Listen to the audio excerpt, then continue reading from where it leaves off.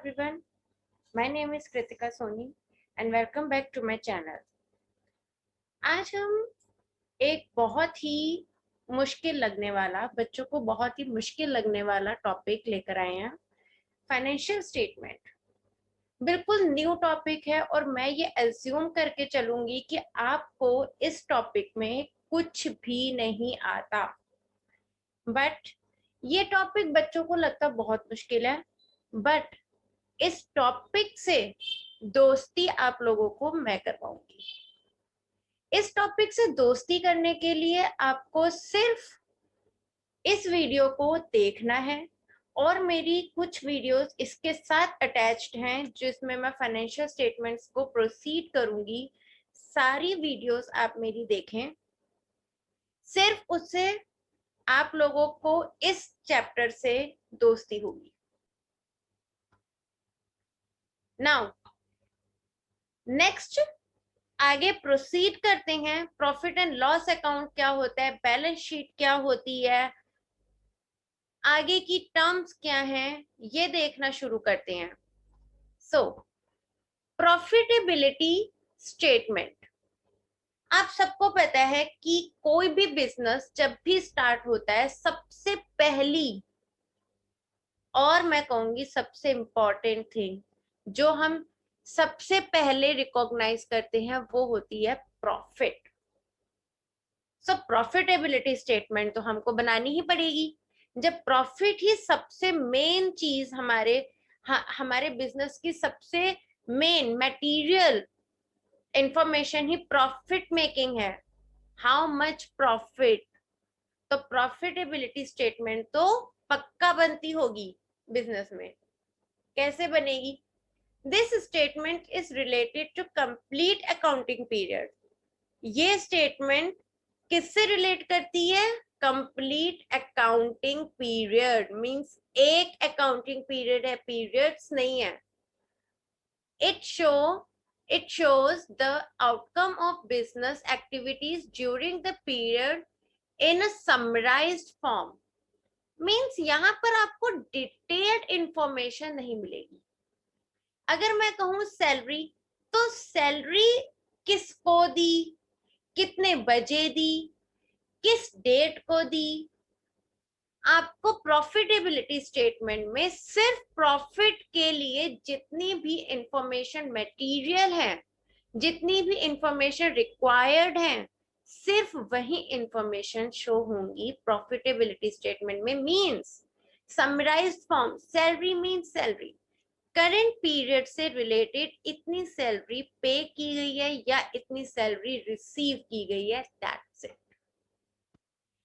कब करी, क्यों करी, उस पर्सन का नाम जिससे रिसीव करी या उस पर्सन का नाम जिसको पे करी, ये सब चीजें आपके प्रॉफिटेबिलिटी स्टेटमेंट के लिए मटेरियल नहीं है, क्योंकि ये सारी ही इंफॉर्मेशन आपने शो कहाँ करी होंगी? ट्रायल बैलेंस प्रिपेयर करने से पहले, means ledger posting and journal entries में आप ऑलरेडी हर ट्रांजैक्शन की बेसिस, उसका सोर्स, डेट, टाइम, सब कुछ आप शो कर चुके हो। नाउ अब आप इस पोजीशन पर हो, फाइनल अकाउंट्स मेंटेन करने के टाइम पर आप एक उस पोजीशन पर अपने आप को रखते हो कि जहां पर आप सीधा ये सोचो कि अमाउंट क्या है, कितना दिया और कितना लिया और कितना बच गया, दैट्स इट। आपको क्या सोचना है मेन, कि आपके हैंड में कितना आया था, उन क्वांटिटी ऑफ गुड्स में से आपने कितना सेल किया, परचेज किया, सेल किया, परचेज कम में किया, सेल ज्यादा प्राइस में किया, मींस कुछ बीच में प्रॉफिट बच गया। अब जो प्रॉफिट बचा बस आपके लिए प्रॉफिटेबिलिटी स्टेटमेंट के लिए ये प्रॉफिट ही मटेरियल होगा। बट ये परचेज, सेल, एक्सपेंसेस, इनकम्स कैसे शो करेंगे, कहां पर शो करेंगे, किस तरीके से फाइनेंशियल स्टेटमेंट्स का जन्म होगा, वो देखते हैं। Now financial statements are reports ये रिपोर्ट्स होती हैं that summarize important financial accounting information about your business. Means आपके बिजनेस के लिए जो important financial accounting informations हैं उनको समराइज करके शो किया जाता है. Fine. Financial statements are written records that convey the business activities and the financial performance of a company. Fine. Three main types of financial statements होती हैं. अब ये जो फाइनेंशियल स्टेटमेंट्स हैं इन तीनों की ही अपनी अपनी बहुत ज्यादा इंपॉर्टेंस है, अपनी अपनी रिक्वायरमेंट है. सो इनकम स्टेटमेंट में हम इनकम एनालाइज करते हैं. मींस हमारी करंट अकाउंटिंग पीरियड में कितनी इनकम हमने अर्न करी है वो हमको पता लगती है. बैलेंस शीट में हमको अपनी फाइनेंशियल पोजीशन पता लगती है कि हमारी पोजीशन क्या है. मींस हम अपने फाइनेंशियल टर्म्स में किस पोजीशन पर स्टैंड कर रहे हैं, किस पोजीशन पर स्टैंड कर रहे हैं, क्या क्राइटेरियाज हैं, क्या एसेट्स हैं, क्या लायबिलिटीज हैं, क्या कैपिटल है, कितना हम अपने बैलेंस शीट को देखकर हम अपनी कैपिटल नेचर की सारी आइटम्स को एनालाइज कर पाते हैं करंट ईयर से related. Fine. Now cash flow statement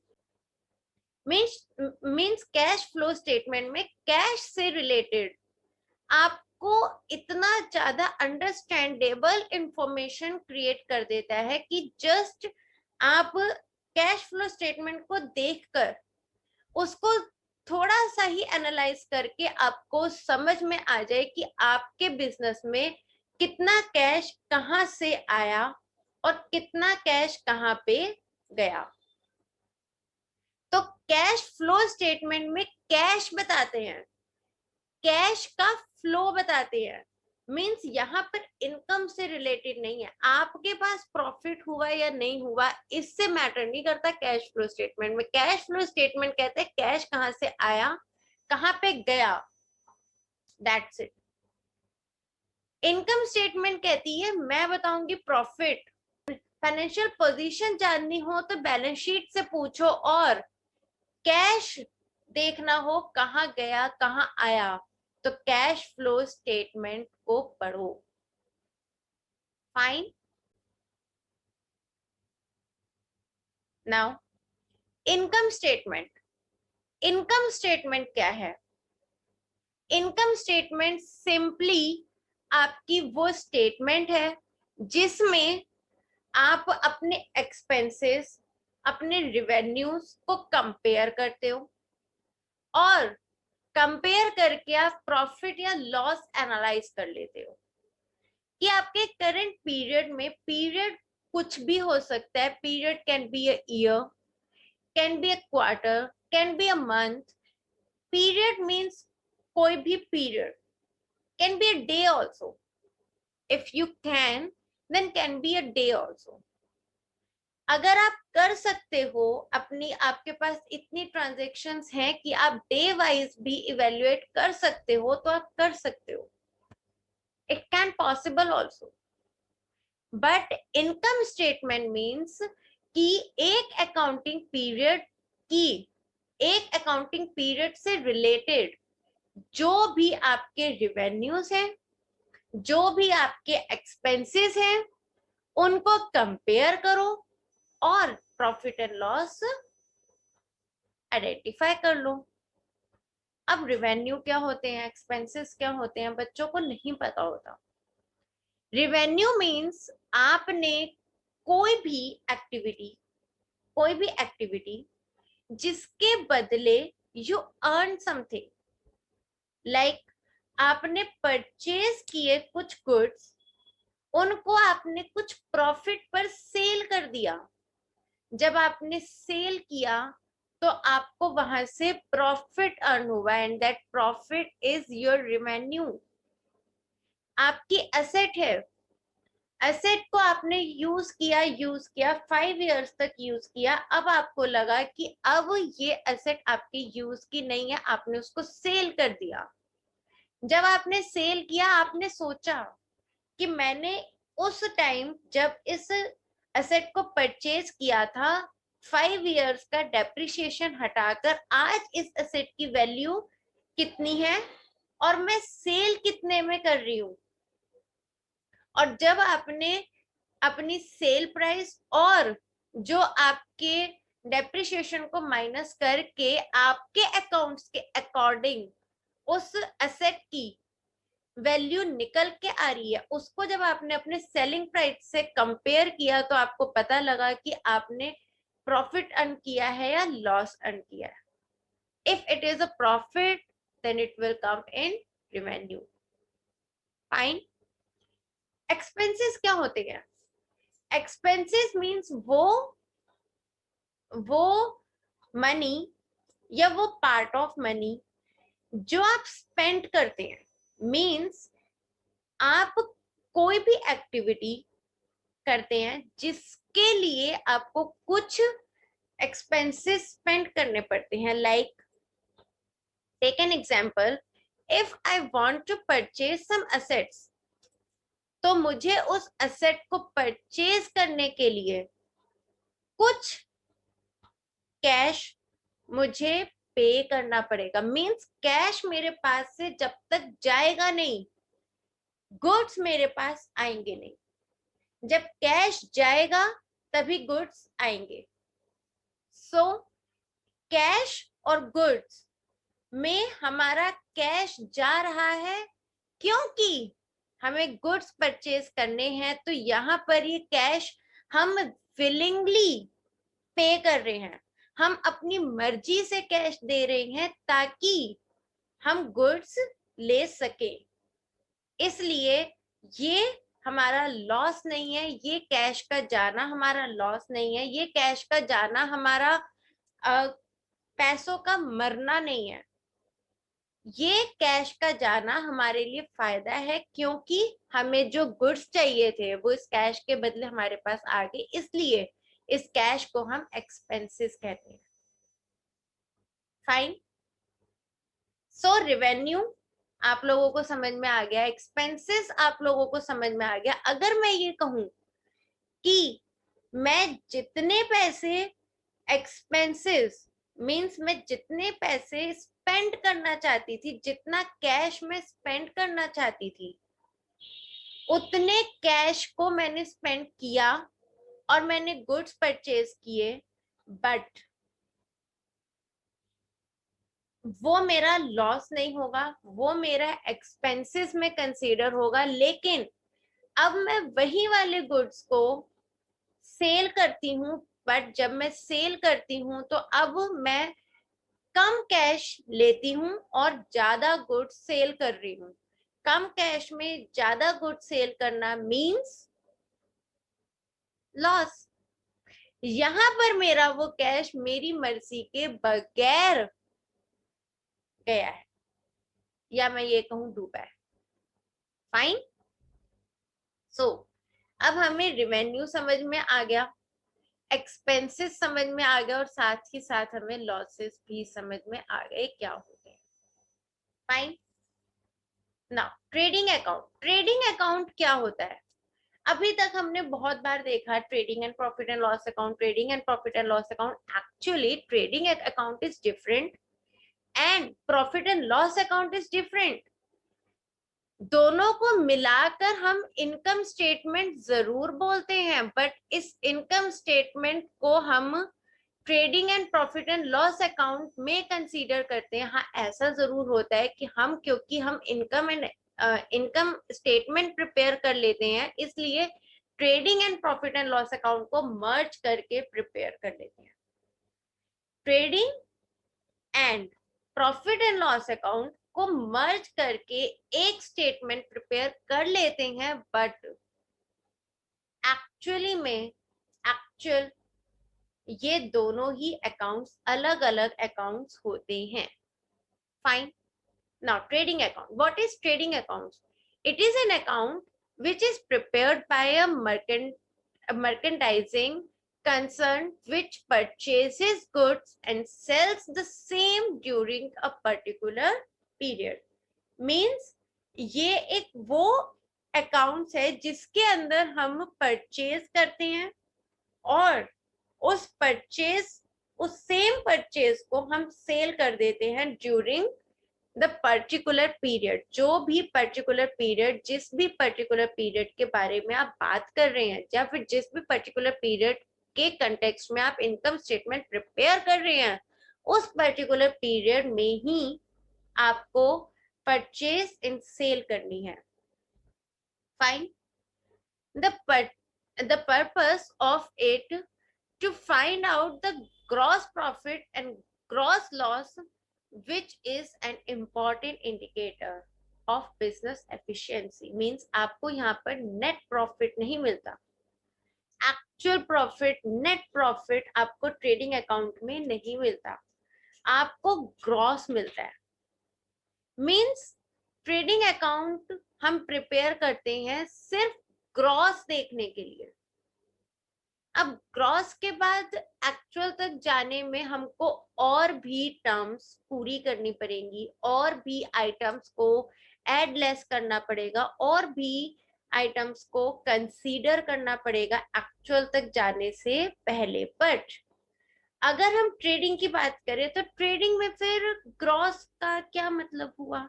trading में ग्रॉस का मतलब हुआ कि जब हम ट्रेडिंग अकाउंट प्रिपेयर करते हैं तब हम सिर्फ परचेज और सेल को ही कंसीडर करते हैं. मेन परचेज और सेल को ही कंसीडर करते हैं. या मैं आपको इन अदर वर्ड समझाऊं, जो गुड्स हमारे पास हैं और जो गुड्स साल के एंड में हमें प्रॉफिट दे गए या नेक्स्ट ईयर में फॉरवर्ड हो गए, बस उन गुड्स की बात करते हैं. मींस इस साल इस अकाउंटिंग पीरियड में जब गुड्स ओपनिंग आए और लास्ट ईयर से आए होंगे, ओपनिंग बैलेंस ब्रॉट डाउन हुआ, परचेज किया, मींस अब हमारे पास एक क्वांटिटी ऑफ गुड्स आ गए. अब इन क्वांटिटी ऑफ गुड्स को जब मैंने सेल किया तो मेरे पास कुछ प्रॉफिट आया, प्लस जो मैं सेल नहीं कर पाई वो मैंने नेक्स्ट ईयर में फॉरवर्ड कर दिया, वो क्लोजिंग स्टॉक में चला गया. मींस जितने गुड्स आए इस अकाउंटिंग पीरियड में और जितने चले गए सबकी मैंने एंट्री कर दी. द थिंग इज, और क्या क्या इंक्लूड होता है, इन्हीं गुड्स से रिलेटेड सारे एक्सपेंसेस भी आपके ट्रेडिंग अकाउंट में ही इन्वॉल्व होंगे.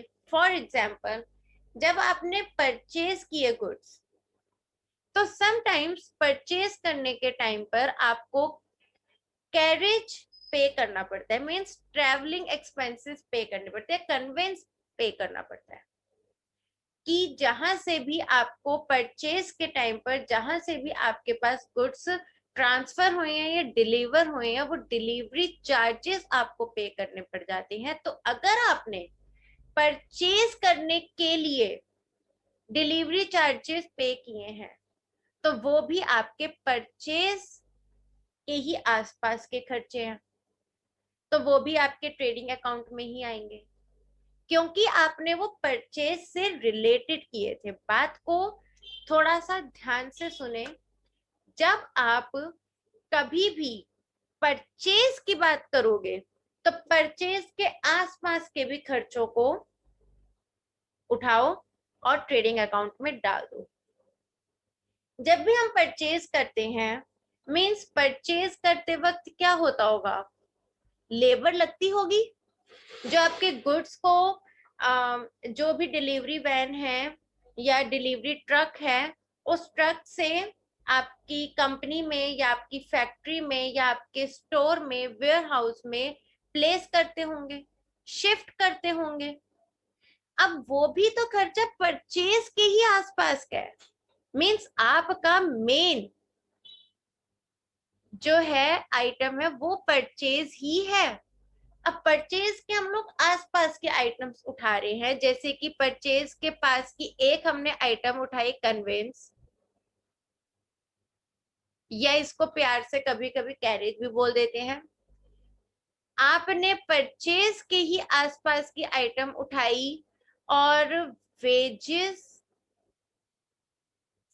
उठाई। वेजेस कैसे उठाए? उन्हीं लेबर को आप वेजेस पे करोगे जो लेबर आपकी इन्वॉल्व है गुड्स को ट्रक से वेयर हाउस में ट्रांसफर करने के लिए। फाइन। और परचेज के आसपास और कौन कौन से एक्सपेंसेस होंगे? नाउ परचेज के आसपास आपके पैकिंग चार्जेस भी इन्वॉल्व होंगे। लेट सपोज कि आपने परचेज करा है कार्टून्स में, तो वो कार्टून्स भी आपके परचेज में ही एड ऑन हो जाएंगे। फाइन। इस टाइप की जो भी आपको आइटम्स दिखें जो परचेज के ही आसपास की हों, वो आपने मान के चलनी है कि ट्रेडिंग अकाउंट में ही आएंगी, क्योंकि ट्रेडिंग अकाउंट में एक तरफ गुड्स जहां से आए, मीन्स ट्रेडिंग अकाउंट है, ट्रेडिंग अकाउंट में एक तरफ गुड्स जहां से आए वो रिकॉर्ड होता है और दूसरी तरफ गुड्स जहां पर गए वो रिकॉर्ड होता है। मींस एट द एंड आपके अकाउंटिंग पीरियड में ना कुछ नहीं बचता। अकाउंटिंग पीरियड के शुरू में आता है या ड्यूरिंग द पीरियड आता है गुड्स, और ड्यूरिंग द पीरियड और साल के एंड में चला जाता है, या सेल में चला जाता है, या फिर क्लोजिंग बैलेंस के थ्रू नेक्स्ट पीरियड में ट्रांसफर हो जाता है। मींस हमारे करंट पीरियड में अब कुछ नहीं बचा। मेन सिर्फ गुड्स की ट्रांजैक्शंस ऐड होती हैं। मान लो आपने परचेज किया, आपने लेट सपोज 10,000 के आपने गुड्स परचेज किए और 10,000 के गुड्स आपके खराब आ गए, वो ठीक से काम कर ही नहीं रहे थे, आपने उनको अगेन रिटर्न कर दिया, तो आप क्या करेंगे? परचेज रिटर्न 10,000 के एंट्री करके परचेजेस में से ही लेस कर देंगे। Same thing is mean for sale also. अगर आपने सेल रिटर्न करी है तो भी आपको सेल में से माइनस करनी पड़ती है। मीन्स गुड्स परचेज, परचेज के आसपास की सारी आइटम, सारे परचेज के आसपास की, परचेज के मीन्स आपका मेन पॉइंट परचेज है। और ओपनिंग इसलिए है क्योंकि गुड्स जहां से आए एक तरफ वो रिकॉर्ड होता है ट्रेडिंग के, और एक तरफ गुड्स जहां पे गए वो रिकॉर्ड होता है। फाइन। नाउ ऐसे ही प्रॉफिट एंड लॉस अकाउंट का क्या क्राइटेरिया है? अब ट्रेडिंग में तो हमने सिर्फ गुड्स के परचेज करने और सेल करने तक की एंट्रीज कर दी थी। मींस अगर मैं ये कहूं कि मैंने एक पेन 5 रुपए में परचेज किया और 10 रुपए में बेच दिया, अब मुझे 5 रुपीज का क्या हुआ? प्रॉफिट हो गया। 5 रुपीज का परचेज किया, 10 रुपीज में बेच दिया, 5 रुपीज का प्रॉफिट हो गया। सिर्फ इतनी ही बात ट्रेडिंग अकाउंट से मैटर करती है। पर ट्रेडिंग अकाउंट में इतनी बात मैटर करती है, पर क्या एक्चुअल में इतनी बात होगी? लेट सपोज कि मेरा पेन बहुत ज्यादा वो स्पेसिफिक है, बहुत ज्यादा यूनिक पेन है जो मैं यूज करती हूँ, और उस पेन को खरीदने के लिए मुझे काफी डिस्टेंस ट्रेवल करना पड़ता है। उस डिस्टेंस को कवर करने के लिए मुझे 10 रुपीज का कन्वेंस पे करना पड़ता है। अब अगर वो 10 रुपीज का कन्वेंस पे करना पड़ रहा है सिर्फ उस पेन को परचेज करने के लिए, तो ट्रेडिंग अकाउंट में आ जाएगा। पर परचेजेस में नहीं आएगा, कन्वेंस में आएगा। अब ये तो बात हो गई गुड्स से रिलेटेड। गुड्स आए, गुड्स गए। गुड्स जब आए तो वो इतने एक्सपेंसेस हमने इनकर करे, जब गुड्स गए तो हमने इतनी इनकम अर्न करी। मीन्स ऑल ओवर हमको इतना ग्रॉस प्रॉफिट हो गया, परचेजेस माइनस सेल हमको इतना प्रॉफिट हो गया, या opening stock plus purchases minus cell minus closing stock हमको इतना प्रॉफिट हो गया। मींस हमको प्रॉफिट कितना हुआ वो हमने एनालाइज कर दिया सिर्फ सेल एंड परचेज से। मींस ट्रेडिंग अकाउंट में सिर्फ सेल एंड परचेज से ही हमने ये आइडेंटिफाई कर लिया कि हमको कितना प्रॉफिट हुआ है। ट्रेडिंग अकाउंट में परचेज एंड सेल पर बेस्ड है trading account. Fine. Trading account किस पर बेस्ड है? सिर्फ परचेज एंड सेल पर ही डिपेंड करेगा आपका trading account. Now profit and loss account, अब हम गुड्स की बात कर रहे थे, अब हम गुड्स से हटेंगे और अपने बिजनेस पे फोकस करेंगे कि हमारे बिजनेस में क्या सिर्फ गुड्स को लाना और गुड्स को बेचना ही जरूरी है? क्या बिजनेस में और कोई खर्चे नहीं होते?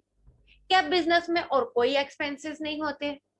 क्या बिजनेस का बस प्रॉफिट उतना ही है कि आपने परचेज किया और सेल किया और आपने इतना अर्न कर लिया? नो।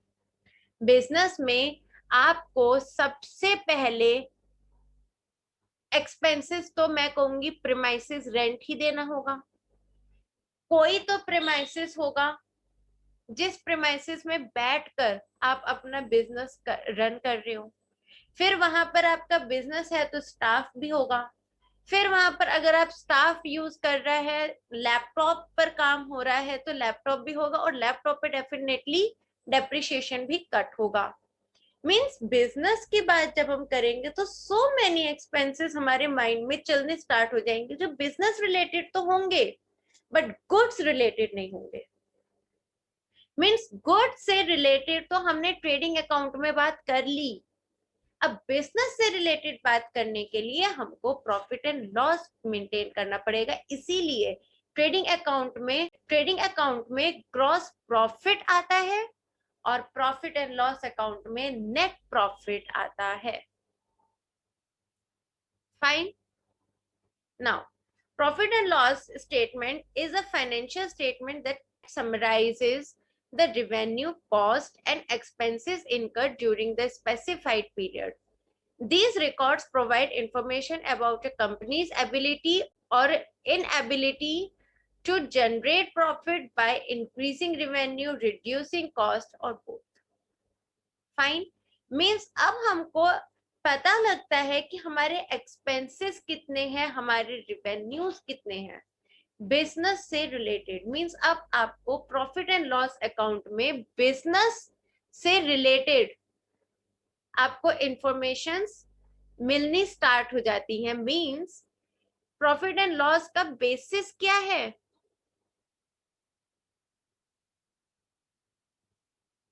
बिजनेस एक्सपेंसेस और रिवेन्यूज और बोथ। वैसे तो बोथ और में लिखने की जरूरत ही नहीं है क्योंकि बोथ ही होता है, एक्सपेंसेस एंड रिवेन्यूज ही होता है वैसे भी। सो बोथ तो आप काट ही दो। Business expenses and business revenues की जब हम बात करेंगे तो हम प्रॉफिट एंड लॉस अकाउंट की बात करेंगे। मींस अब हम अपना जो बिजनेस का जो हमारे बिजनेस की एक्चुअल इनकम स्टेटमेंट क्रिएट होती है, गुड्स की बात हम कर चुके हैं, बिजनेस के एक्सपेंसेस की बात हमने प्रॉफिट एंड लॉस अकाउंट में कर दी। यहां पर हमको हमारा एक्चुअल प्रॉफिट मिल गया, या अगर लॉस मिलता है तो लॉस मिल गया। फाइन। मीन्स अगर लॉस होता है तो लॉस, प्रॉफिट होता है तो प्रॉफिट। इसीलिए इस स्टेटमेंट का नाम भी क्या है? Profit and loss account. क्योंकि जो भी ट्रेडिंग अकाउंट में आपका ग्रॉस प्रॉफिट आता है, ये ग्रॉस प्रॉफिट भी आपका ट्रांसफर होता है P&L अकाउंट में, ग्रॉस प्रॉफिट भी ट्रांसफर हुआ या ग्रॉस लॉस अगर होता है वो भी ट्रांसफर होता है प्रॉफिट एंड लॉस अकाउंट में। मींस सेल और परचेज में जो भी आपका प्रॉफिट या लॉस था वो भी आपका प्रॉफिट एंड लॉस अकाउंट में ट्रांसफर होगा, plus profit and loss account में अपने बिजनेस एक्सपेंडिचर्स एंड रेवेन्यूज भी ऐड होंगे। मींस सब कुछ ऐड लेस करके आपको मिलेगा क्या? Net profit and net loss. ठीक है, नेट प्रॉफिट या नेट लॉस। फाइन। नाउ की factors of the income statement. अब की फैक्टर्स क्या है? सबसे पहले trading and profit and loss account create करने से पहले या उसको कैसे बनाते हैं ये देखने से पहले आपको की फैक्टर्स देखने बहुत जरूरी है। जब तक आपको ये नहीं पता लगेंगे, आप पूरा, अगर आप स्टेटमेंट में आपको दिखा भी दूं, आप वो स्टेटमेंट को रट लोगे बट आपको उसका लॉजिक नहीं समझ में आएगा कि वो कैसे बनी है। लॉजिक समझने के लिए हम की फीचर्स को जरूर देखेंगे। की फीचर्स क्या है? It shows the revenues and expenses of business. Income statement में रिवेन्यूज और एक्सपेंसेस ही सिर्फ आते हैं बिजनेस से रिलेटेड।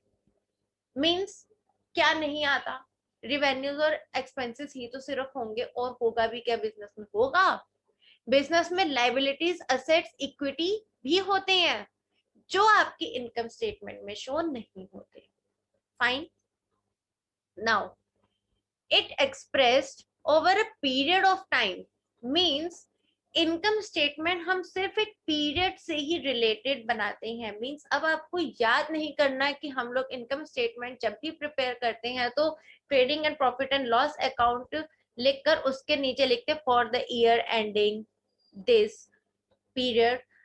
तो डेट जब भी हम लोग लिखते हैं दैट डजंट मीन कि वो डेट की कोई रेलिवेंस नहीं है। उस डेट की रेलिवेंस होती है। क्यों? क्योंकि हमारी इनकम स्टेटमेंट बनती ही सिर्फ एक पीरियड ऑफ टाइम के लिए, एक पीरियड के लिए बनती है। It can be yearly, quarterly, monthly. Fine. कोई भी पीरियड है, उस पीरियड से ही रिलेटेड बनती है हमारी इनकम स्टेटमेंट, इसलिए हम इनकम स्टेटमेंट के ऊपर ही डेट मेंशन कर देते हैं। Fine. It uses accounting principles such as matching, accrual to, to represent figures not presented on a cash basis. अब यहां पर हम मैचिंग एंड एक्रूअल प्रिंसिपल का यूज कर रहे हैं। अब बच्चे सोचते हैं मैचिंग एंड एक्रूअल प्रिंसिपल क्या है? मैं यहाँ पर रिपीट नहीं करूंगी। मैचिंग और एक्रूअल प्रिंसिपल की मैंने अलग से वीडियो अपलोड की है। मैचिंग प्रिंसिपल अलग से भी है, एक्रूअल प्रिंसिपल अलग से भी है। छोटी छोटी वीडियोस हैं, जाइए देखकर वापस आइए। फाइन। अगर आपको नहीं पता मैचिंग प्रिंसिपल क्या होता है, एक्रूअल प्रिंसिपल क्या होता है, तो जाओ, जाकर वो वीडियो देखकर आओ और वापस आओ। फिर आप लोगों को अच्छे से क्लियर हो जाएगा मैचिंग एंड एक्रूअल प्रिंसिपल क्या है। एक्रूअल प्रिंसिपल मींस एक साल से रिलेटेड या एक पीरियड से रिलेटेड, और मैचिंग प्रिंसिपल मींस आपके एक्सपेंसेस एंड रेवेन्यूज मैच्ड होने चाहिए। Means debit is equal to credit, the same. Okay. It used to assess profitability.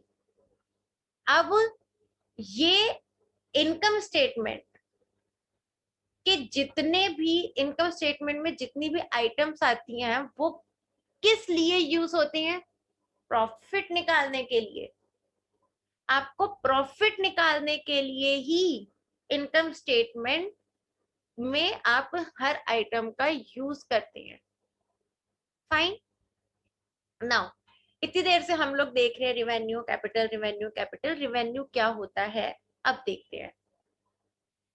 Revenue होता है how much you earn from selling of products. Means आप अपने products को cell करके कितना अर्न कर रहे हैं वो आपका रिवेन्यू है, जो आप अर्न कर रहे हैं। अगर आपका उसमें लॉस होता है तो हम लॉस को रिवेन्यू नहीं कहते, हम सिर्फ प्रॉफिट मेकिंग को रेवेन्यू कहते हैं। तो आप कितना अर्न कर रहे हो, कितना कमा रहे हो, वो मैटर करता है रेवेन्यू के लिए। तो रेवेन्यू क्या हुआ, हाउ मच यू अर्न, आप कितना कमा रहे हो from selling of products, products को सेल करके कितना कमा रहे हो आप, ये आपको कैसे देखते हैं। Two types of revenues involve, अब दो टाइप के रेवेन्यूज इन्वॉल्व होंगे।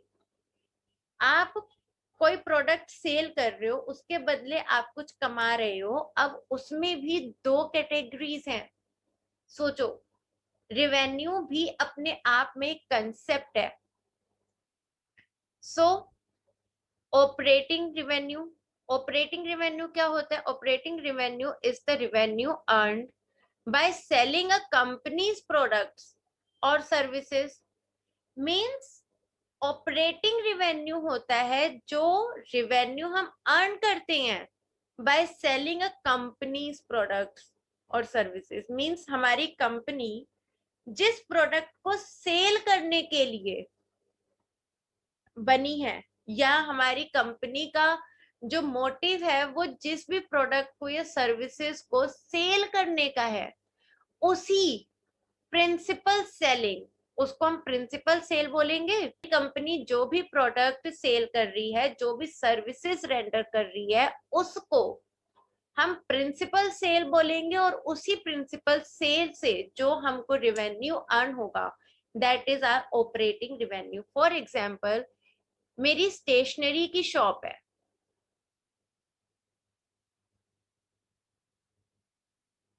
अब प्रिंसिपल सेल क्या होगी, स्टेशनरी प्रोडक्ट्स को सेल करना। फाइन, प्रिंसिपल सेल क्या होगी, स्टेशनरी प्रोडक्ट्स। ठीक है, the operating revenue for an auto manufacturer would be realized through the production and sale of autos। Means अगर कोई ऑटो मैन्युफैक्चरर कंपनी है तो उसका ऑटो को सेल करना is operating revenue। Fine, operating revenue is generated from the core business activities of a company।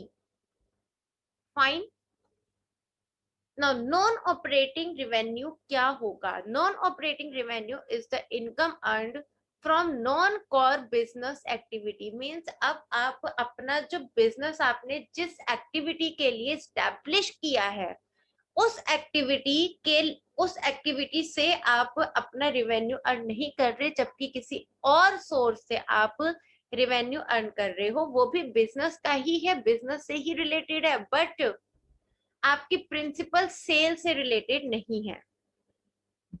These revenues fall outside the primary function of the business। अब ये जो revenue आप earn कर रहे हो, ये आप अपने प्राइमरी फंक्शन ऑफ बिजनेस से नहीं कर रहे। जैसे हमारे एग्जांपल से स्टेशनरी शॉप, तो स्टेशनरी प्रोडक्ट्स को सेल करके मैं ये रेवेन्यू अर्न नहीं कर रही, which include interest earn on cash in the bank. Means हम लोग जब बैंक में अपना कैश जमा करवाते हैं तो उससे हमको कुछ इंटरेस्ट अर्न होता है। अब वो इंटरेस्ट क्या हमारे बिजनेस का मेन पार्ट था? नहीं, हमारे बिजनेस का मेन पार्ट बैंक में पड़े हुए पैसे से इंटरेस्ट अर्न करना नहीं था। इसलिए अगर वहां से भी कुछ अर्न हो जाता है, दैट मीन्स कि वो outside the primary function of the business है, तो वो हमारा रिवेन्यू तो है, कंसीडर तो करेंगे, बट वो हमारा ऑपरेटिंग रिवेन्यू नहीं है। Fine, rental income from a property, means मेरे बिजनेस की प्रॉपर्टी है, बहुत बड़ी प्रॉपर्टी थी, मैंने क्या किया, मैंने हाफ प्रॉपर्टी अपने बिजनेस के लिए यूज कर ली, हाफ प्रॉपर्टी मैंने रेंट पर दे दी। अब जब मैंने हाफ प्रॉपर्टी रेंट पर दी, वहां से भी मेरे को रेवेन्यू आया, प्रॉफिट हुआ। अब क्या मैं वो बिजनेस में शो नहीं करूंगी? करूंगी, क्योंकि बिजनेस प्रीमाइसेस ही थे और मैं उन पैसों को भी यूज बिजनेस में ही कर रही हूँ। बट मेरी प्राइमरी फंक्शन मेरे प्रिंसिपल सेल से वो रेवेन्यू अर्न नहीं हुआ, इसलिए वो नॉन ऑपरेटिंग रेवेन्यू में ऐड होगा। Income from strategic partnership like royalty payments receipt. Now income from N advertisement display located on the companies property means अगर मैं अपनी कंपनी की प्रॉपर्टी पर किसी आउटसाइडर की एडवर्टीजमेंट करती हूँ तो वहां पर मैं उस आउटसाइडर से कुछ पेमेंट अर्न करूंगी, उस पेमेंट के बदले उस पेमेंट को मैं अपने रिवेन्यूज में ही ऐड करूंगी, बट वो मेरी ऑपरेटिंग रिवेन्यू नहीं होगा। फाइन। नाउ आपके प्रिंसिपल सेल से रिलेटेड रिवेन्यू है ऑपरेटिंग रिवेन्यू, प्रिंसिपल सेल से रिलेटेड रिवेन्यू नहीं है non operating revenue. Fine. Expenses क्या होते हैं? एक्सपेंसेस अगेन दो टाइप के एक्सपेंसेस होते हैं, primary expenses secondary expenses. Expenses क्या होते हैं? How much you spend in purchase of products. अभी तक हम प्रोडक्ट की सेल से कुछ अर्न कर रहे थे, रेवेन्यू बोल रहे थे। अब हम प्रोडक्ट्स को परचेज करने के लिए जो स्पेंड कर रहे हैं वो एक्सपेंसेस हैं। Primary expenses are incurred during the process of earning revenue from the primary activity of the business. Expenses include the cost of goods sold, selling, general and administrative expenses.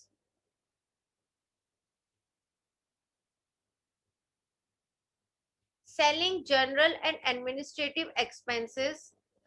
Depreciation, amortization, both are like same. Means depreciation means किसी भी value को depreciate करना, कम करना, और amortisation means किसी भी asset की value को इंक्रीज करना। फाइन। बाय द टाइम अपने आप कुछ एसेट्स होती हैं जो डेप्रिशिएट होती हैं, अपनी वैल्यू को डेप्रिशिएट करती हैं, और कुछ एसेट्स ऐसी होती है जो बाय द टाइम अपनी वैल्यू को एप्रिशिएट करती है, तो that is called amortisation. And research and development. Fine. Typical expenses include employee wages, sale commission, and utilities such as electricity and transportation. Means primary expenses क्या हैं? Primary expenses वो expenses हैं जब आप कोई भी revenue earn करने के process में spend करते हो। मीन्स आपका प्रोसेस है, फॉर एग्जाम्पल आपने परचेज किया, फिर आपने एक वेयर हाउस में गुड्स को प्लेस किया, फिर आपने अपनी शॉप में वहां से आपने गुड्स को ट्रांसफर किए, और शॉप से आपने कस्टमर को सेल कर दिया। परचेज करने के टाइम पर भी आपने कुछ स्पेंड किया होगा, एक्सपेंस। फाइन। ऐसे ही कुछ एक्सपेंस आपने वेयर हाउस में भी स्पेंड किया होगा, कुछ आपने शॉप में भी स्पेंड किया होगा। मीन्स इस प्रोसेस में जो भी एक्सपेंसेस इन्वॉल्व हुए वो सारे एक्सपेंसेस हमारे प्राइमरी एक्सपेंसेस होंगे। ना what is secondary expenses? Secondary expenses means इस प्रोसेस से बाहर आ जाओ। अब इस प्रोसेस से बाहर आ जाओ मींस हमारा बिजनेस किस लिए में हमने क्रिएट किया था? क्या हमने परचेज करने के लिए बिजनेस अपना ओपन किया था, या क्या वेयर हाउस हमारे बिजनेस की ही एक्टिविटी है, हमारे परचेज सेल से ही रिलेटेड एक्टिविटी है? यस। क्या शॉप में अपने गुड्स को, परचेज्ड गुड्स को शॉप में ट्रांसफर करना हमारे बिजनेस से रिलेटेड एक्टिविटी है? यस। कस्टमर को बेचना क्या हमारे बिजनेस से ही रिलेटेड एक्टिविटी है? यस। मींस यहाँ तक तो सारी ही एक्टिविटीज क्या हो गई, हमारे बिजनेस से रिलेटेड हो गई। बट जो भी एक्टिविटीज बिजनेस से रिलेटेड नहीं है, like interest paid on loans, आपने इंटरेस्ट पे किया है लोन में, मीन्स आपने कोई लोन लिया और उस पर इंटरेस्ट पे किया, या कोई डेट था, या कोई भी असेट, एसेट को सेल करने पे लॉस हो गया, तो उनको हम सेकेंडरी एक्टिविटीज कहते हैं। फाइन। अब ये एक्टिविटीज क्यों सेकेंडरी है, इसको समझो। क्योंकि ये एक्टिविटीज के लिए हमारा बिजनेस बॉर्न नहीं हुआ था। फाइन। हमारा बिजनेस इन एक्टिविटीज के ही लिए नहीं क्रिएट हुआ था, हमने बिजनेस नहीं ओपन करा लोन देने के लिए या अपनी असेट्स को बेचने के लिए। असेट्स एंड गुड्स में डिफरेंस होता है। गुड्स वो आइटम्स होती हैं जिनका हम सेल परचेज ही करते हैं, बट असेट्स वो होती हैं जिन पर, जैसे कि लैपटॉप, लैपटॉप का हम यूज करते हैं अपने बिजनेस में। जिन भी आइटम्स का हम अपने बिजनेस में यूज करते हैं to carry out our business, उन यूज्ड आइटम्स को हम एसेट बोलते हैं। और क्योंकि हम उन आइटम्स को अपने बिजनेस में यूज करने के लिए इन्वॉल्व करते हैं, तो उसके सेल और परचेज की तो हम लोग बात नहीं करेंगे ना। जिस लैपटॉप पर मैं अपने बिजनेस की ट्रांजैक्शंस रिकॉर्ड कर रही हूँ, क्या मैं उसी लैपटॉप को बेचने की बात करूंगी? नो। सो अगर वो लैपटॉप मैं बेच देती हूँ और मुझे उसकी सेल पे लॉस होता है, तो उस लॉस को मैं एक्सपेंसेस में तो डेफिनेटली शो करूंगी, बट वो मेरे सेकेंडरी एक्टिविटीज में इन्वॉल्व होंगे। Main purpose of income statement क्या होता है? Now, main purpose of income statement,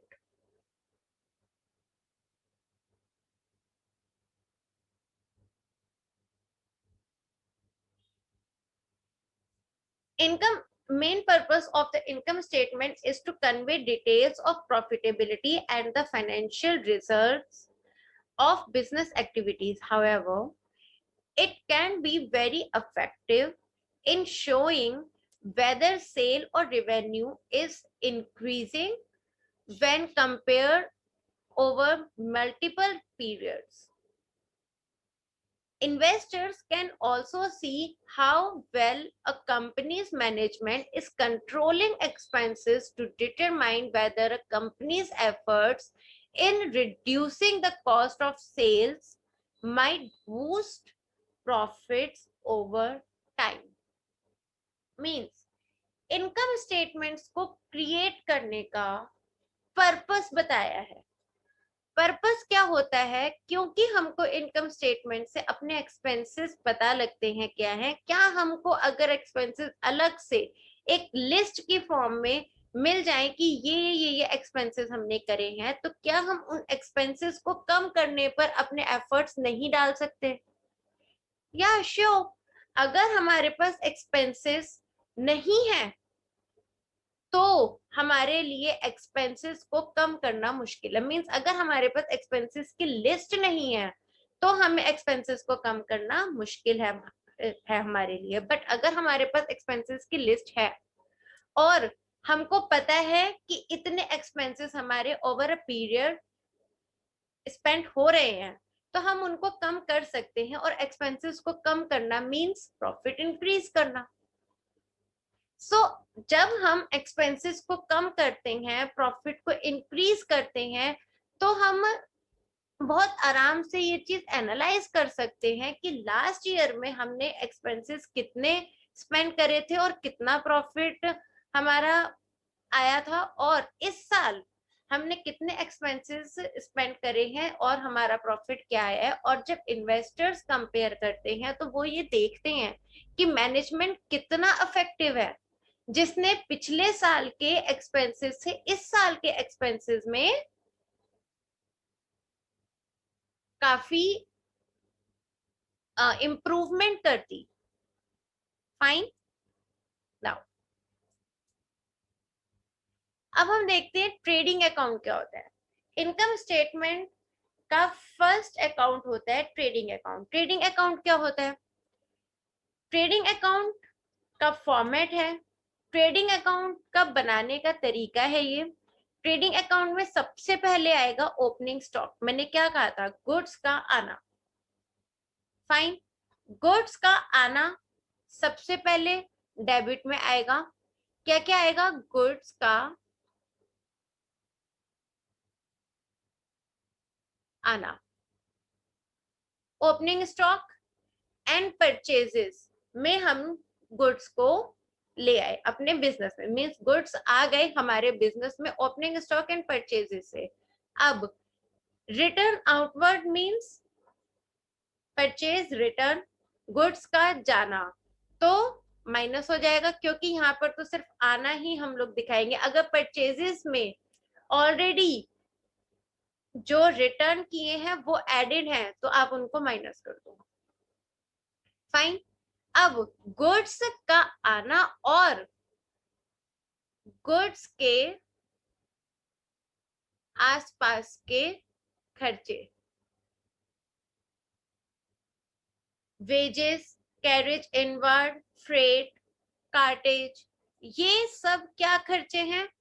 जब हम गुड्स को परचेज करते हैं तो परचेज के ही आसपास के खर्चे हैं। वेजेस वो लेबर है जो आपके ट्रक से सारे गुड्स को उठाकर आपके वेयर हाउस तक पहुंचाते हैं, तो आप उनको वेजेस पे करते हैं। कैरेज इनवर्ड आपने जस्ट सपोज ट्रक के आने के उसको कन्वेंस चार्जेस पे कर दिए। कैरेज इनवर्ड, कैरेज आया है, कैरेज के आने पर आपने कुछ पेमेंट कर दी। Freight inward is also the same thing, means आपने अपनी परचेजेस के आसपास के जितने भी खर्चे थे वो आपने डेबिट साइड में, परचेजेस की ही साइड में आपने ऐड करके क्या शो किया है कि आप परचेजेस में ही उन सारे खर्चों को भी ऐड कर रहे हो। इनडायरेक्टली आप कर क्या रहे हो? आप इन सारे एक्सपेंसेस को परचेजेस में ही शो कर रहे हो, मींस परचेज करने की वजह से या परचेज करने के लिए जितने भी आपने एक्सपेंसेस इनकर करे हैं उन सबको आप डेबिट कर रहे हो। अब क्रेडिट में सेल महान है, सेल महाराजा है यहाँ पर। जैसे डेबिट साइड में परचेज महाराजा है वैसे ही क्रेडिट साइड में आपका सेल महाराजा है। सेल क्या कह रहा है कि अब सेल करने के लिए आप कौन से खर्चे करते हो? कोई भी नहीं करते ना, सेल करने के लिए तो कोई खर्चे नहीं करते हो। सेल करने के लिए तो आपने पूरा बिजनेस बनाया है, तो जितने भी खर्चे सेल के लिए आप कहते हो वो सारे खर्चे सेल के लिए नहीं है, वो सारे खर्चे आपके बिजनेस से रिलेटेड हो जाते हैं। आपने सेल करने में जितने भी एफर्ट्स इन्वॉल्व किए हैं वो सारे ही एफर्ट्स आपके बिजनेस के एक्सपेंसेस में इन्वॉल्व हो जाते हैं और बिजनेस के एक्सपेंसेस में इंक्लूड हो जाते हैं, सेल में इंक्लूड नहीं होते। इसीलिए सेल में से सिर्फ सेल्स रिटर्न को माइनस करते हैं और क्लोजिंग स्टॉक शो करते हैं। क्रेडिट साइड में सिर्फ दो ही आइटम्स शो होती हैं ट्रेडिंग अकाउंट। फाइन। उसके बाद जब हम कंपेयर करते हैं डेबिट एंड क्रेडिट को तो हमारे पास ग्रॉस प्रॉफिट या ग्रॉस लॉस आ जाता है, जिसको हम प्रॉफिट एंड लॉस अकाउंट में कैरी डाउन कर देते हैं या कैरी फॉरवर्ड कर देते हैं। Fine. Now profit and loss account format, ये है आपका प्रॉफिट एंड लॉस अकाउंट्स का format. Profit and loss accounts का फॉर्मेट इतना बड़ा है, बहुत ही ज्यादा आसान है। कैसे? सबसे पहले तो ग्रॉस प्रॉफिट या ग्रॉस लॉस आएगा। अब ग्रॉस लॉस इधर आ रहा है और ग्रॉस प्रॉफिट इधर आ रहा है। अब आपको समझ में आएगा कि लॉस मींस यहाँ पर losses and expenses related to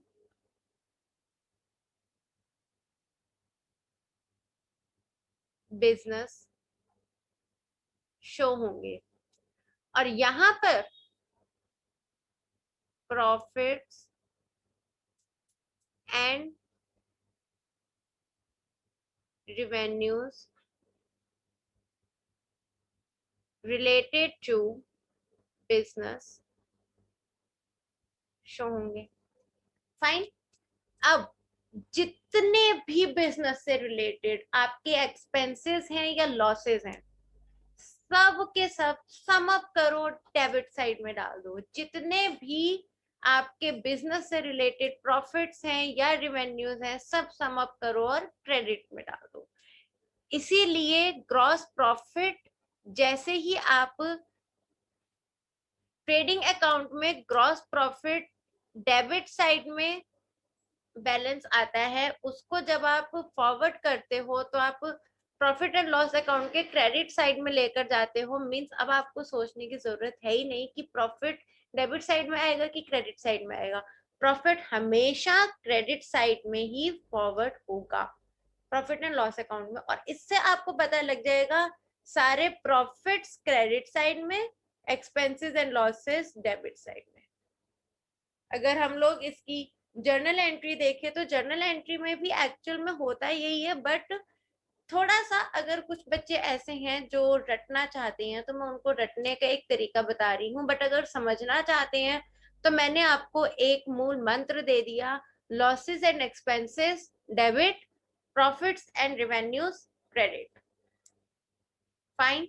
now अब losses and revenue, losses and expenses. अब एक्सपेंसेस कौन कौन से हो सकते हैं? Salaries, office rent, printing and stationery, telephone expenses, postage, discount allowed कि आपने डिस्काउंट अलाउड किया है, insurance, audit fee, electricity charges, repair and renewals, depreciation, advertisement, carriage outward. Carriage outward means अब हमने सेल के टाइम पर सेल करने के लिए जो हमने कन्वेंस चार्जेस पे किए हैं, मींस अब यहाँ पर एक्चुअल में देखा जाए तो सेलिंग एक्सपेंसेस आ जाएंगे। पर ये सेलिंग एक्सपेंसेस भी क्या है? सेल करने के लिए हमने एक्सपेंसेस जरूर किए हैं, बट ये है तो बिजनेस से रिलेटेड ना, क्योंकि हमारा बिजनेस ही वो सेल करने का है। इसलिए ही हम ट्रेडिंग अकाउंट में सेल से रिलेटेड कोई भी एक्सपेंसेस शो नहीं करते, क्योंकि सेल करने के लिए जितने भी एक्सपेंसेस होते हैं वो सब हमारे प्रॉफिट एंड लॉस अकाउंट के एक्सपेंसेस में आते हैं। Fine. Carriage outward, bad debts, provisions for bad debts, selling commission, bank charges, interest on loan, loss on sale of assets, mean सारे ही लॉसेस एंड एक्सपेंसेस हमारे डेबिट साइड में cover होंगे। Now credit side में profits and revenues आते हैं, जैसे कि discount receive, commission receive, bank interest, rent receive, dividend on shares, interest earn on debentures, profit on sale of assets. Means जितने भी प्रॉफिट्स हैं या रिवेन्यूज हैं, अब यहाँ पर ऑपरेटिंग या नॉन ऑपरेटिंग इनकम्स या रिवेन्यूज एंड प्राइमरी या सेकेंडरी एक्सपेंसेस आपके शो नहीं होते। सारे दोनों ही टाइप के ऑपरेटिंग, नॉन ऑपरेटिंग या प्राइमरी सेकेंडरी, दोनों ही टाइप के एक्सपेंसेस एंड रिवेन्यूज को आप शो करते हो प्रॉफिट एंड लॉस अकाउंट में। फाइन। सिर्फ आप प्रॉफिट एंड लॉस अकाउंट में कौन से एक्सपेंसेस शो नहीं करते हैं? परचेज के आसपास के जितने भी परचेज करते वक्त उसके आसपास के, परचेज के आसपास के एक्सपेंसेस होते हैं, उनको आप ट्रेडिंग अकाउंट में शो करते हो। उसके बाद के सारे एक्सपेंसेस आपके प्रॉफिट एंड लॉस अकाउंट में सम अप होते हैं। और debit versus credit, you will find net profit. Fine. Now अगर आप लोगों को इनकम स्टेटमेंट समझ में आई हो, प्रॉफिट एंड लॉस अकाउंट समझ में आ गया हो, ट्रेडिंग अकाउंट समझ में आ गया हो, तो आपको बैलेंस शीट की तरफ मूव करना ही चाहिए। और मेरी बैलेंस शीट की वीडियो नेक्स्ट अपलोडेड है, आप मेरी नेक्स्ट वीडियो देखो। बैलेंस शीट की, और बैलेंस शीट की वीडियो में आप लोगों को बहुत ही अच्छे से ऐसे ही एक एक लॉजिक समझाते हुए बैलेंस शीट का कंसेप्ट समझा रही हूँ। फाइन। सो लॉजिक्स समझो, कंसेप्ट अपने आप समझ में आता है। अब आप लोगों को, मुझे नहीं लगता कि मुझे ये रटवाना पड़ेगा कि कौन कौन से expenses profit and loss account में आते हैं, या कौन कौन से एक्सपेंसेस प्रॉफिट एंड लॉस की डेबिट साइड में आते हैं, और कौन कौन से revenues profit and loss account के क्रेडिट साइड में आते हैं। मुझे नहीं समझाना पड़ेगा या नहीं रटवाना पड़ेगा। क्यों? क्योंकि मैंने आपको लॉजिक समझा दिया, और लॉजिक समझाते ही आप लोगों को समझ में आता है। Now you are able to understand कि किस लॉजिक पर बेस्ड ये profit and loss account create किया गया है। जब आपको क्रिएशन का लॉजिक ही पता लग गया, तो अब मुझे नहीं लगता कि आपको अलग अलग आइटम्स रटने की जरूरत है, क्योंकि उसी लॉजिक पर बेस्ड ये आइटम्स भी क्रिएट करी गई हैं। जब ये profit and loss account made किया गया था, बनाया गया था, तब भी जिसने भी ये profit and loss account create किया था, उस पर्सन ने एक्चुअली सोचा क्या होगा कि डेबिट में उसने सारे एक्सपेंसेस एंड लॉसेस को एंटर करना है या रिकॉर्ड करना है। तो एक्सपेंसेस और लॉसेस कौन से होंगे, सिर्फ वही तो उसने आइडेंटिफाई करके आपके सामने लिस्ट दे दी। ये उस लॉजिक पर बेस्ड ही तो लिस्ट क्रिएट करी गई है। ये लिस्ट रटने की जरूरत नहीं है। इस लिस्ट में से कुछ कम कुछ ज्यादा हो सकता है। क्यों? क्योंकि ये लिस्ट तो ऑलरेडी क्रिएटेड है, बट लॉजिक क्रिएटेड नहीं है। लॉजिक पर बेस्ड लिस्ट क्रिएटेड है। लॉजिक समझ जाओ, लिस्ट अपने आप समझ में आती है। लिस्ट को रटने की जरूरत होती ही नहीं है। हर एक कंसेप्ट का, अकाउंट्स में हर एक कंसेप्ट का लॉजिक है। लॉजिक समझते जाओ और कंसेप्ट अपने आप समझ में आता है। और अगर मैं आपको ये लॉजिक बताऊं कि डेबिट में एक्सपेंसेस एंड लॉसेस आएंगे, अब आप मुझे बताओ लिस्ट कि क्या लिस्ट होगी एक्सपेंसेस एंड लॉसेस की, तो क्या ये पूरी लिस्ट आप लोग खुद से नहीं क्रिएट कर सकते? या you can also do it. आप सैलरी पे करोगे अपने स्टाफ को, आपको पता है कि बिजनेस से रिलेटेड हाँ ये खर्चा होगा। आपको पता है कि ऑफिस रेंट तो आपको देना ही पड़ेगा, that is also come in expenses.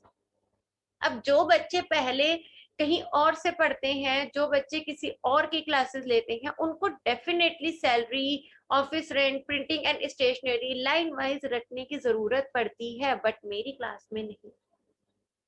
Fine. सो आप लोगों को यहाँ तक इनकम स्टेटमेंट समझ में आई है। बिल्कुल ऐसे ही लॉजिक्स के साथ आपको बैलेंस शीट समझनी है। मेरी नेक्स्ट वीडियो देखो। फाइन। इस वीडियो के लिए बस इतना ही। Okay, bye.